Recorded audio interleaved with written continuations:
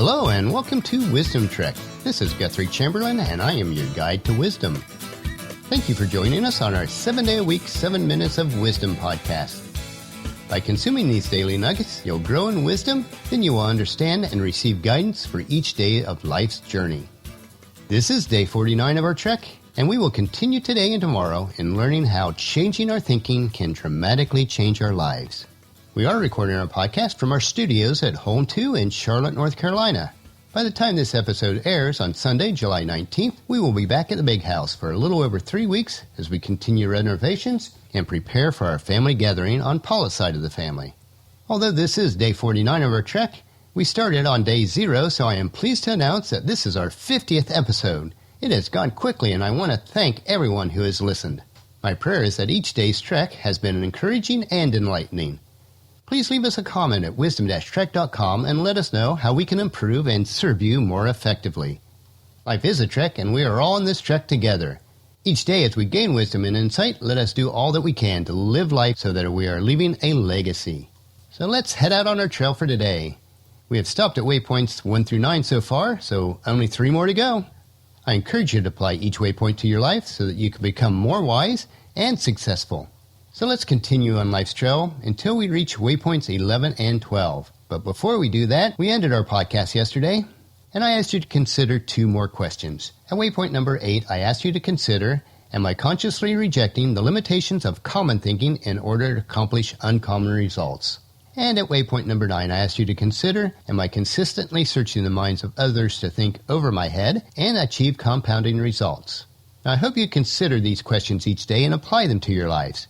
This will help you to change your thinking and start down the trail to a changed life. As we are on this trek of life together, one of the most important ways of thinking is our 10th waypoint. As we arrive to it, we want to practice unselfish thinking. Unselfish thinking is beneficial because it enables personal fulfillment, adds value to other people, and increases quality of your life. When you engage in unselfish thinking, you become part of something greater than yourself. It is only possible to create a long-lasting legacy by thinking unselfishly and investing in others. Here are 5 ways to cultivate the ability to think unselfishly. The first one is to put others first. When you think unselfishly, you make a commitment, both mentally and emotionally, to look out for others' interest. Second, find situations where people have needs. One way to promote unselfish thinking is for you to find situations where people have needs and then do something about it. At first, the kind of giving that you provide is not all that important. The goal is to learn how to give. Third, give quietly and anonymously. After learning how to give, you must learn how to give when nothing is provided to you in return. Anonymous giving results in spiritual, mental, and emotional benefits. Fourth, invest in people intentionally. Consider different people and their journey, and then work together with them. To possess the characteristics of an unselfish thinker, you must make sure the other person in the relationship wins first. And fifth, continually monitor your motives. It is in your human nature for you to put yourself first. This is true for everyone. It is important for you to examine your motives and ensure that you are not acting for selfish reasons. As we practice unselfish thinking, it reminds me of the 24th verse of Hebrews in chapter 10.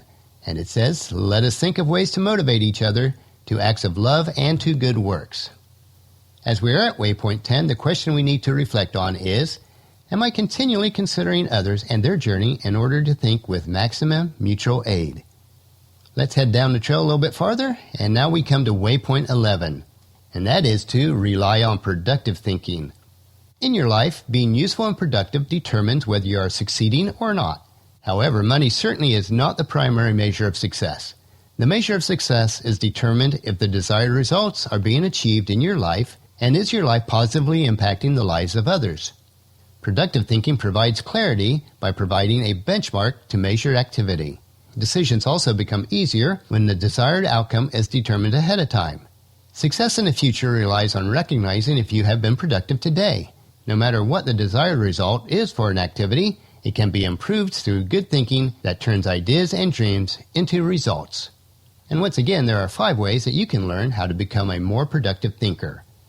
First, identify the results desired. The results may be large or some small objective, but regardless of its size, the desired results must be as specific as possible. Second, make the results the measuring point. All activities in your life should be consistent with your values, which should not be compromised. Third, create a plan to achieve your results. Plans must be designed so that your smaller goals add up to your overall objective for this season of your life. Fourth, ensure that family and friends help you toward your objectives. Your family, friends, and associates should know and understand what your life values and objectives are, and what role they may assist with. And fifth, choose a system that will help you to measure your objectives. The system and methods in your lives must reinforce achievement of your objectives and the results that you desire. Productive thinking helps us to grow in our character, as mentioned in Apostle Peter's second letter in chapters 1, verses 8 and 9. The more you grow like this, the more productive and useful you will be in your knowledge of our Lord Jesus Christ. But those who fail to develop in this way are short-sighted or blind, forgetting that they have been cleansed from their old sins. So let us consider or contemplate our question at waypoint 11. Do I stay focused on productive thinking so that I can gain maximum results and reap the full potential of my thinking? We need to learn and then adopt the thinking habits of unselfish and yet productive thinking in our lives. These are the traits or habits of wise and successful people. It is not enough just to learn something. We must also put it into practice for it to become effective. Well, that'll finish our podcast for today. If you've missed any of the previous podcasts, please check out the Wisdom Trek at iTunes, Stitcher, SoundCloud, or wisdom-trek.com. Tomorrow we'll finish up our 12th thinking habit, but instead of how to think, we will concentrate on what to think about. You won't want to miss it. So please join us tomorrow for another day of Wisdom Trek, creating a legacy. If you enjoy these daily doses of wisdom, these little nuggets that we consume, I encourage you to help us in the following 5 ways. Number 1, leave us your name or email address on our website at the bottom right-hand corner of any page in the sidebar. This will allow us to update you with special information about Wisdom Trek. Number 2, leave us feedback about the podcast at wisdom-trek.com so that we can improve and serve you better. Number 3, please subscribe on iTunes or Stitcher.